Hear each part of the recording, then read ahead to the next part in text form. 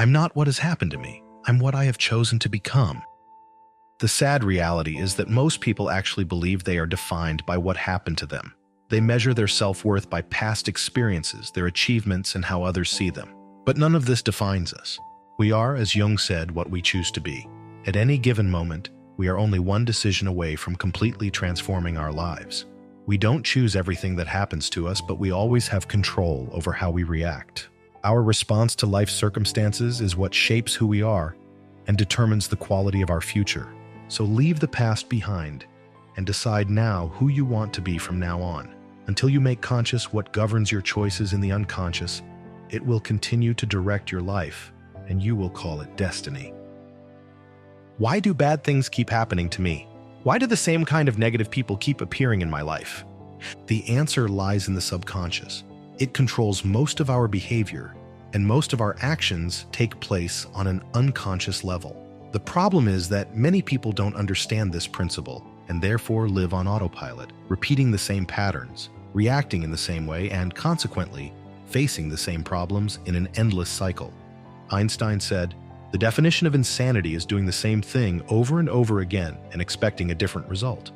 And that's exactly what happens. If we don't change our unconscious reactions, responses, and behaviors, we'll keep getting the same results. To transform your life, you need to understand why you act in a certain way. Until we understand why we feel a particular way in certain situations, we won't be able to change those feelings and create new experiences. Take a step back and analyze your life. What behaviors, habits, and emotions do you repeat on autopilot? What can you bring to consciousness and start changing? If you can do this, you'll gradually be able to reprogram your mind with new patterns, better reactions, and thus achieve different, more positive results. With repetition and awareness, change becomes possible.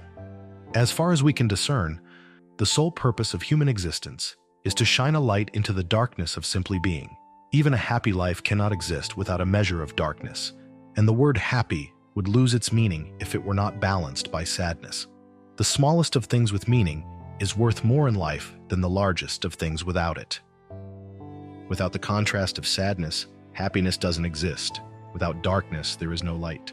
Therefore, a happy life is not a life without challenges, sadness, or failures, but a life with purpose and meaning. You can have all the money in the world, all the material achievements you want, and you still won't find a guarantee of happiness, let alone a real meaning to your existence. The truth is that you don't need wealth or status to have meaning, but finding a purpose gives depth and value to your life. With a clear purpose, you can face life's inevitable challenges without fear. You can leave the past behind because there is always a future waiting to be built. Having a meaning to your existence gives each new day a reason to be lived, gives you the energy to carry on, and the courage to face whatever comes your way. So shine a light inside yourself. Discover who you really are. Build a life based on meaning and purpose, and accept challenges as an essential part of your growth. Everything that happens in your life is not reality itself, but how you interpret it. Let me repeat, whatever happens is not objective reality, but your perception of it. Imagine that on one of your best days, a challenge arises. You face it calmly, confidently, and clearly, and it quickly dissolves, perhaps even turning into a learning experience or a new opportunity. Now imagine that on a bad day, the same challenge arises, but this time you react with anger or frustration, making it even bigger and more problematic, affecting your life and the lives of others around you. What has changed? The challenge was the same. The difference was your perspective. We've all been there. Problems that got bigger because of our reaction, or challenges that became insignificant because we faced them with the right mindset. In the end, it doesn't matter how things are, but how we choose to see them. We can find beauty or ugliness in any situation. The question is, what do you choose to see?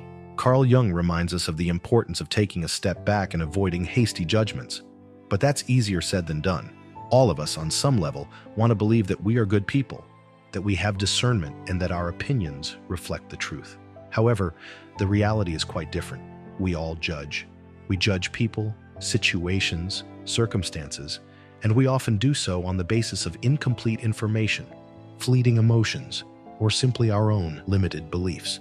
Think about how many times you've judged someone or something and later realized that you were completely wrong. Perhaps you formed a negative opinion of a person without knowing their story, or assumed the worst about a situation before understanding the details. We've all been there.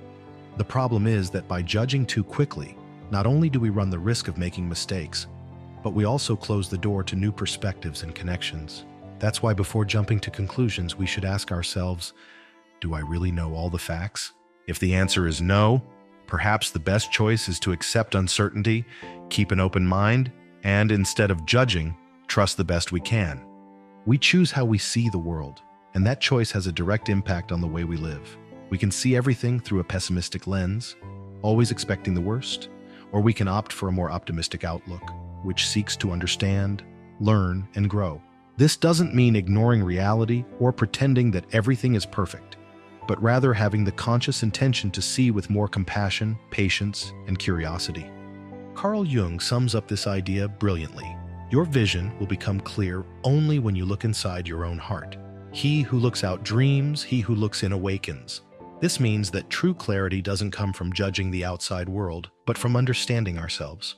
When we look inwards, we learn to see beyond appearances, to recognize our own biases, and to cultivate a deeper and truer vision of life.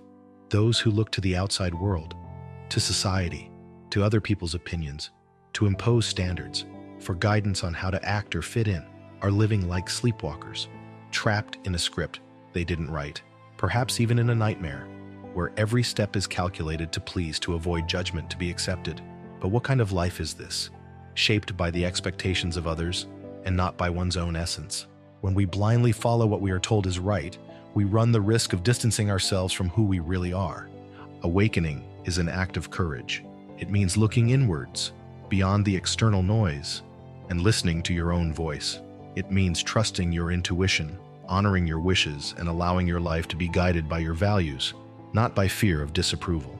This doesn't mean that we will never listen to advice or that we won't learn from others, but rather that our path must be walked with authenticity. To be true to yourself is to follow what illuminates your soul even when the world around you insists on extinguishing that light. To live authentically is to live awake. It means freeing yourself from the invisible chains of social expectations, passing opinions and standards that make no sense for your journey. When we allow ourselves to be who we really are, without fear of judgment, we find a rare and powerful freedom. It's not always an easy path, but it is a true one, and in the end, that's what really matters. Carl Jung reminds us that knowing your own darkness is the best method for dealing with the darkness of others.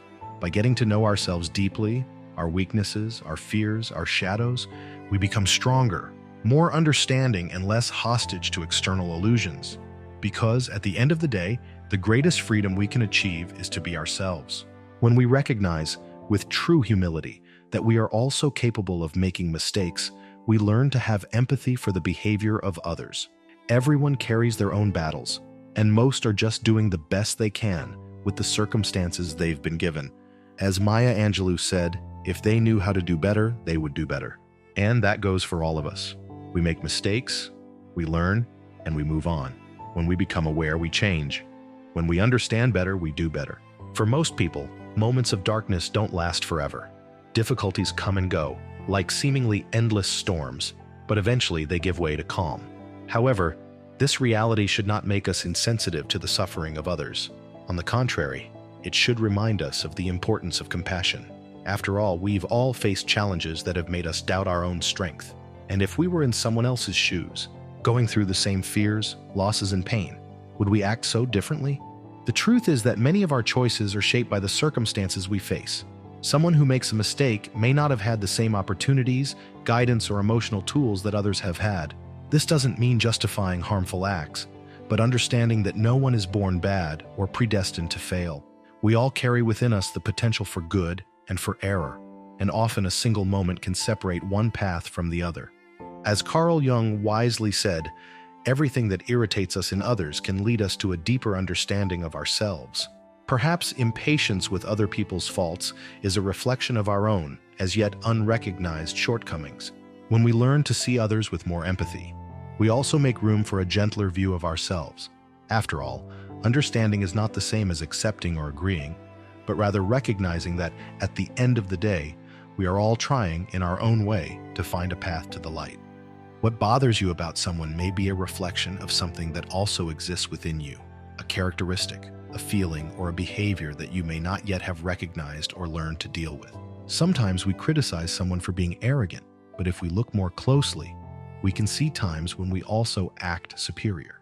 Other times we get irritated by someone else's insecurity, without realizing that deep down we are also struggling with our own fears and uncertainties.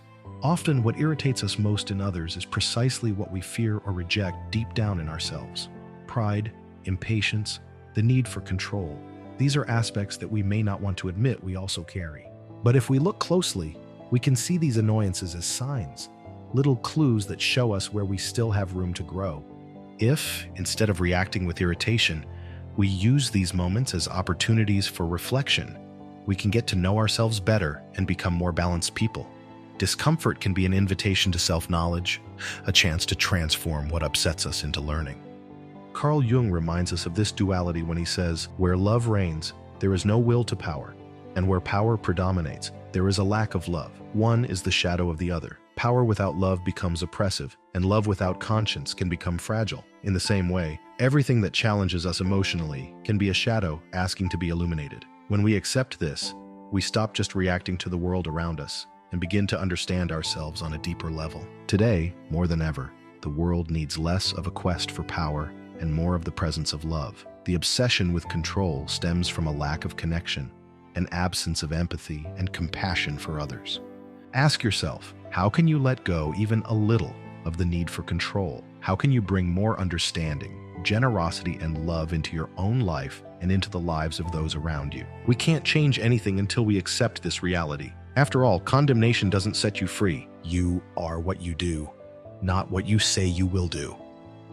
We live in a world where many people talk too much and do too little. But at the end of the day, we are not defined by what we promise, but by what we do. You don't need to announce your plans to the world. Just demonstrate them with your actions. That's how we show every day who we really are. Less talk, more attitude. Give up the need for external validation and simply be what you want to be. Do what needs to be done and trust that the right people will come into your life as a result of those choices.